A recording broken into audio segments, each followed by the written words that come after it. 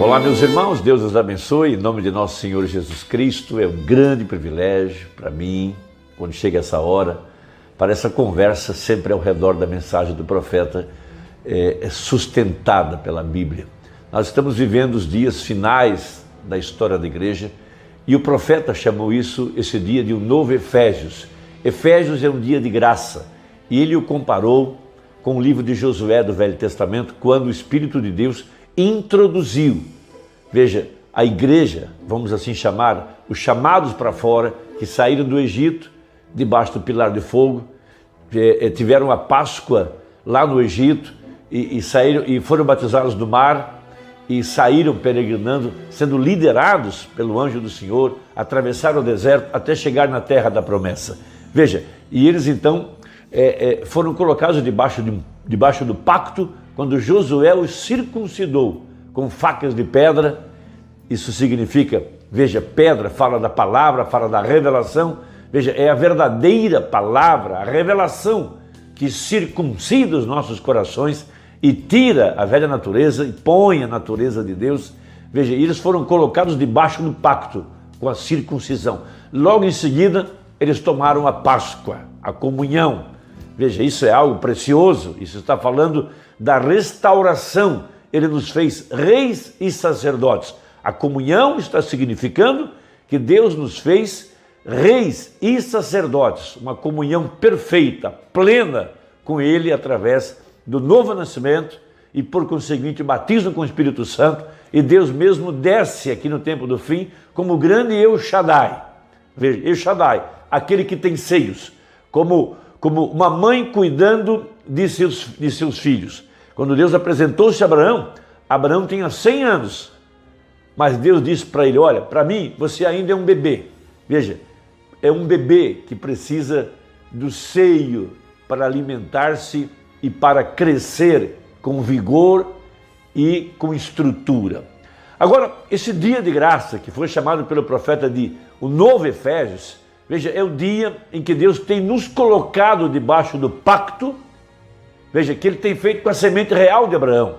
Ele aparece em Apocalipse 10, com a peruca branca em sua cabeça e o arco celeste ao redor dessa peruca branca. Então, quando ele aparece em forma de um arco-íris, ele está dizendo para a semente real: eu aceitei o sacrifício. E Deus tem nos colocado debaixo do pacto, da promessa que Ele tem feito para a semente eleita, que é a vida eterna, que é nos colocar dentro da terra da promessa. Nossa promessa é a vida eterna. Veja, nossa terra é o batismo com o Espírito Santo, por conseguinte, vida eterna. Então Ele nos está colocando, veja, através de seu poder sobrenatural. Essas são as obras maiores. Isso é maior que curar um cego. Isso é maior que expulsar demônios. Isso é maior do que criar os esquilos. Isso é muito maior. É colocar a verdadeira igreja dentro da promessa. E a promessa é vida eterna. Nenhum homem pode dar a outro homem vida eterna. Por isso que a terceira etapa não seria imitada. A primeira etapa foi imitada, a segunda também, porém a terceira não seria imitada, porque Ele disse: sob esta pedra edificarei a minha igreja. Disse: ninguém pode vir a mim se o Pai o não trouxer. E Ele disse: sob esta pedra edificarei a minha igreja. Então esse é um tempo de graça para nós. Veja, sendo colocados na terra da promessa, através da luz da palavra. Veja, a verdadeira igreja se alimentando da revelação dessa mensagem. Então ele toma o livro de Efésios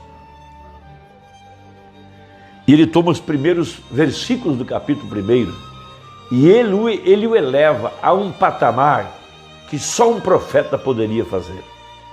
Veja, Paulo, apóstolo de Jesus Cristo, pela vontade de Deus, aos santos que estão em Éfeso e fiéis em Cristo Jesus. Veja, a vós graça e paz da parte de Deus nosso Pai e do Senhor Jesus Cristo. Graça. Veja, o profeta eleva isso a um patamar que nenhum teólogo pôde fazer isso, nem mesmo a mente humana seria capaz de fazer. Ele o eleva a níveis altos. Veja, graça. Veja, aquela pedra cortada sem mãos, de Zacarias capítulo 4. Aquela pedra com 7 olhos, essa pedra é Cristo, o renovo. E Deus esculpiu aquela imagem, aquela obra-prima, na primeira vinda e também aqui na segunda vinda. Ela veio clamando graça, graça a ela. Ela, consequentemente, é a igreja. Veja, graça e paz. Então o profeta toma essa palavra paz e a eleva a um patamar muito elevado. E ele prega a mensagem Shalom. Quando um judeu se encontrava com outro judeu, eles diziam Shalom, um dia de paz, um dia abençoado, um dia com Deus, Shalom, paz. E ele prega a mensagem Shalom, bom dia. Um novo dia raiou, um novo dia de graça para a igreja, ao nascer do sol. Veja, pela primeira vez na história da igreja, nesse novo amanhecer, desse novo dia, veja, a sepultura denominacional é aberta para a ressurreição da igreja que está viva, a ressurreição para a palavra. Uma igreja agora livre das cadeias, das amarras denominacionais e de todo o poder de Satanás. Veja, levanta-te de entre os mortos e Cristo te esclarecerá. Shalom, bom dia, paz, paz para a igreja, paz para o eleito, aquele que é chamado desde antes da fundação do mundo, para se pôr de pé nesse dia final e viver da mensagem da hora, da palavra. Então ele toma a mensagem da graça, para tomar isso. Parágrafo 56, ele diz assim: porém agora, de acordo com a profecia, a pedra principal virá. A pedra principal é Cristo. E eu quero que você observe isso quando a pedra principal vier. O príncipe que irá proclamar a mensagem clamará graça, graça. Quem é esse príncipe? Jesus Cristo, o Filho do Homem, colocando a igreja debaixo do pacto. Veja, Deus tem um pacto com a semente eleita. Ele jurou a Abraão e a sua semente e a sua posteridade, que é Cristo. Porquanto quando você está em Cristo, você é a semente real de Abraão. E Deus tem um pacto contigo, tem um pacto comigo. Shalom, graça e paz. Veja, pois é pela graça que somos salvos, não por obras, a fim de que nenhum homem se jactancie. E a mensagem da graça tem sido pisada pelos pés dos homens até que se tornou uma desgraça. Outros se desapontam com tudo, mas a verdadeira mensagem da graça permanece a mesma. E ali está onde Satanás tenta tirá-la da igreja.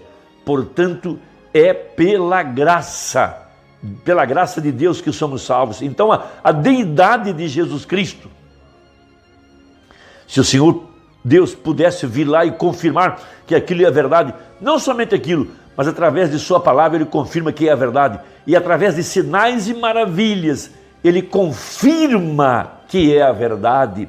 Então, como pode alguém criticar e dizer que graça não está certo? Que somos salvos por obras? Somos salvos pela graça, que é através da fé, não por obras.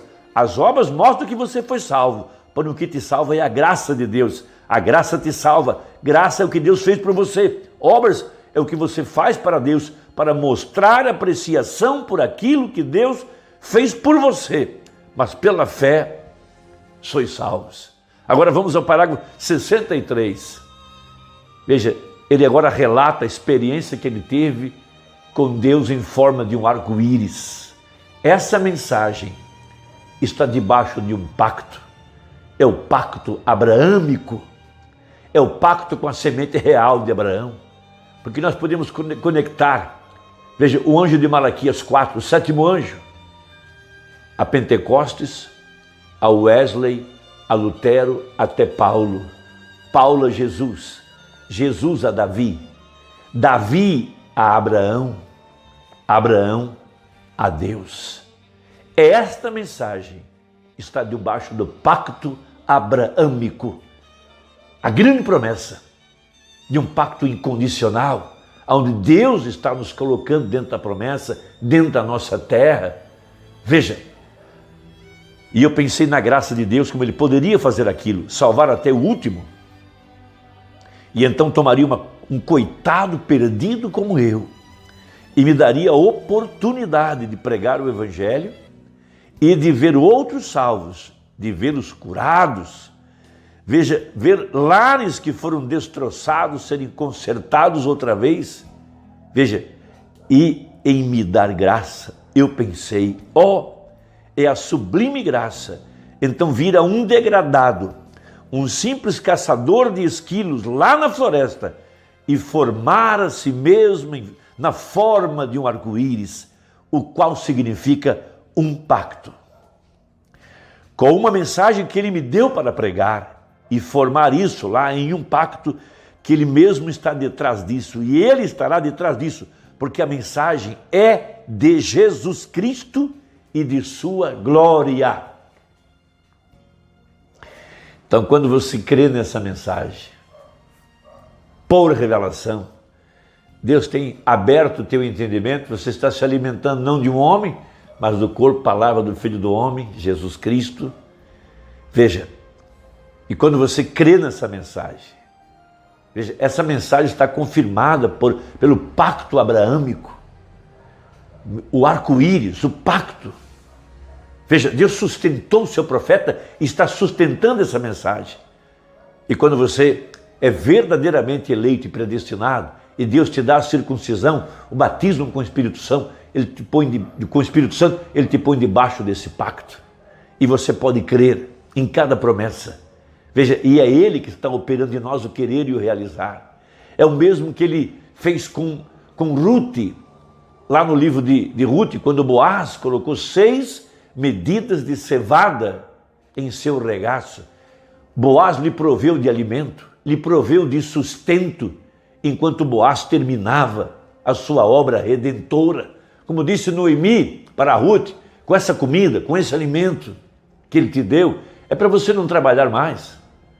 Você está num dia de graça. Veja, Ele está dizendo a você, alimente-se, regozije.